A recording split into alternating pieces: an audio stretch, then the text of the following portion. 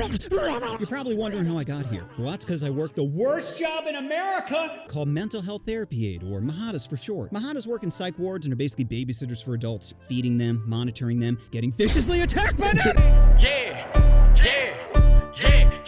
I am a menace. Keep me alright. What's good, YouTube? Back here with another video. Before we get into the video, like, comment, subscribe, hit that notification bell. Also, follow me on Instagram, follow me on my Twitch, and if you want to see gaming reactions, I got one of them goddamn legs over here. Here you go. you can follow me on my main channel. Let's get into it. Off a low pay of $35 grand a year. That's right, for an unlivable wage. 35 for that? Hell no. Today. When I started the job, I had no idea what I was getting into. All they asked in the interview process was, "Are you okay with mandated overtime?" In which they might as well have asked, "How poor are you?" Because who is okay with being forced to work? Hey, did you think That's you were about to go home? facts. Well, not anymore. We're gonna need to watch Billy. Be careful, he's off his meds and loves to bite. My first day on the job taught me what anxiety really is. It started by being dumped on the sex offenders unit and told to take roll call. Imagine all of a sudden being surrounded by 30 psychotic predators and having to talk to every single one of them. Nah, that's crazy. I never actually thought. I thought they got paid more than that though. If that's all you're getting for that, hell no. You cannot make me sign up at any point in time. I would sign up for the military before I sign up for that. That's crazy. Like, that's crazy. Not only that, but as I'm asking for people's names, all I'm doing is making enemies. Because 90% of psych patients are lazy, drugged up idiots who spend most of the day sleeping. And my white ass is just tapping them on the shoulder like, "Hey, what's your name? Go f yourself." Okay, I don't see yourself here. Is it Jerry? Is that your name? Jerry? That fear eventually subsides, lulling you into a false sense of security. Now you're much easier to attack. You'll remember to be anxious next time a food tray's thrown at your face. It's what you get for opening up their package of bread, sprinkling in rat poison, and putting the wrapper back on, thinking I wouldn't notice. So what's the training like to handle an aggressive patient? Oh, I'm glad you asked. You see, I'm not allowed to hit, tackle, or even bear hug him. No, it's too cruel. All I'm allowed to do is redirect. So if a patient is coming at me with a hammer, all I can do is redirect.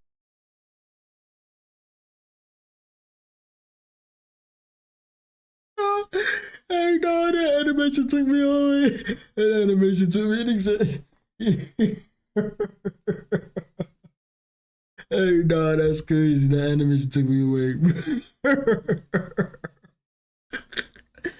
Frozen.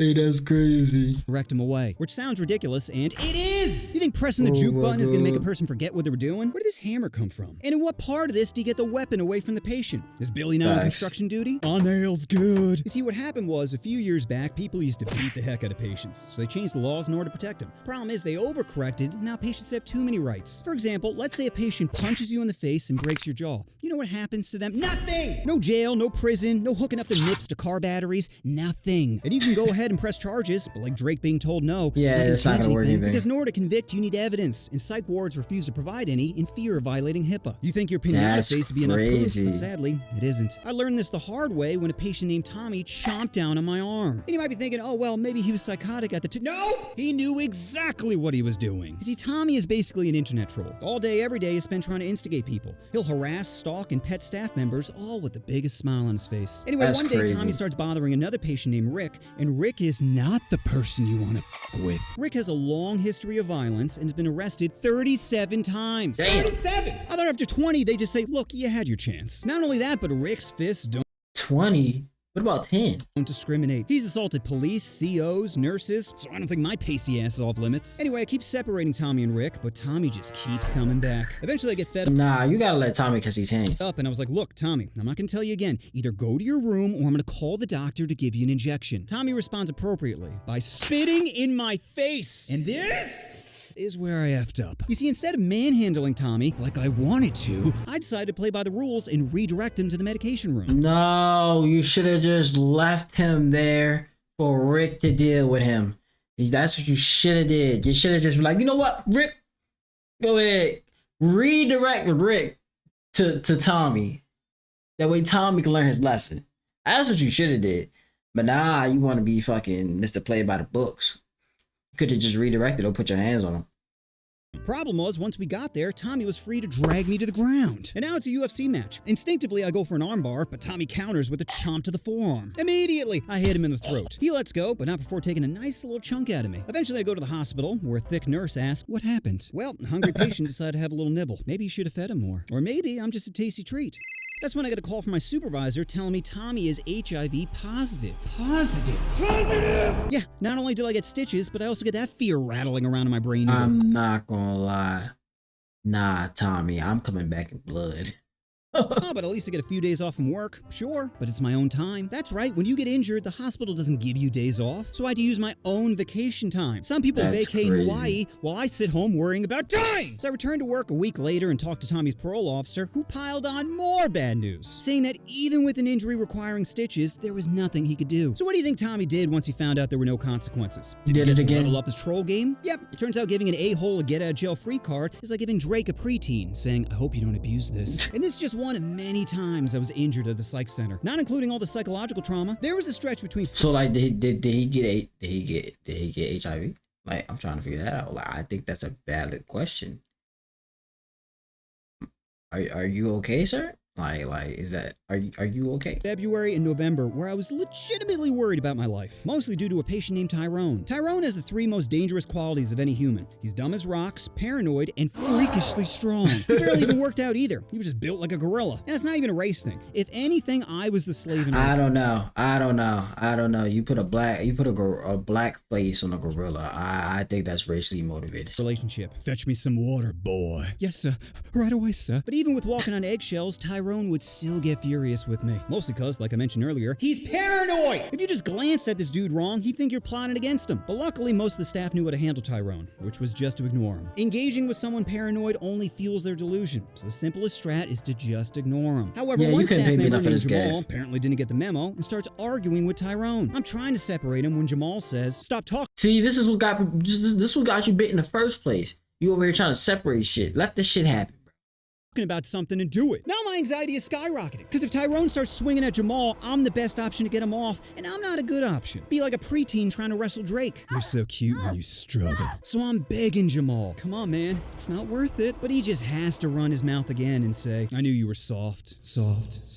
And just like that, it's boss battle time. Tyrone grabs Jamal by the neck and just tosses him across the room, like he was playing frisbee with an infant, causing him to fly through the air before landing hard on the concrete. Then Tyrone starts charging towards Jamal when out of pure desperation I yell, Chipotle! Tyrone hesitates. Chipotle, Tyrone! I'll go out right now and get you Chipotle if you leave Jamal alone. Panting, Tyrone goes, burrito. I'm like, yep, I'll get your burrito right now, but you gotta chill, okay? Go to your room and I'll bring it to you. At this point, I could see the gears turning in his head. So with my heart pounding, I looked right at Tyrone and said, chicken burrito. Tyrone looks at me, nods. See, that's smart right there. You know what I'm saying?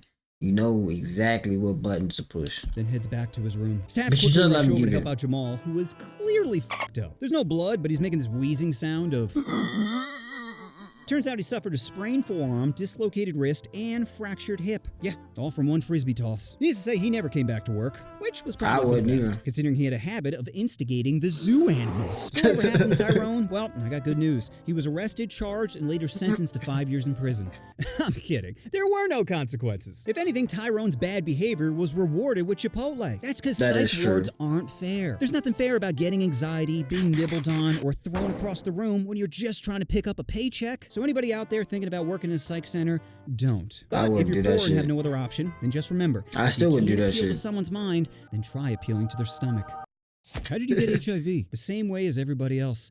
A hungry man. That's the ass. Like, if any way to get HIV, I feel like that's an ass way to get HIV. You got bit by somebody, like a crazy person bit you got HIV is crazy. Psych wards like the Middle East, where the patients are the man and you're the woman. What's the worst job in America? Is a coal miner, Uber driver, hand. I worked as a Mahada for 3 years, and I don't want to say it was hell, because there's a lot of cool people in hell. Prince, DMX, Kobe. There's no one cool in the psych ward. Interesting, sure, but no one I'd take a helicopter ride with. That's crazy. Positive.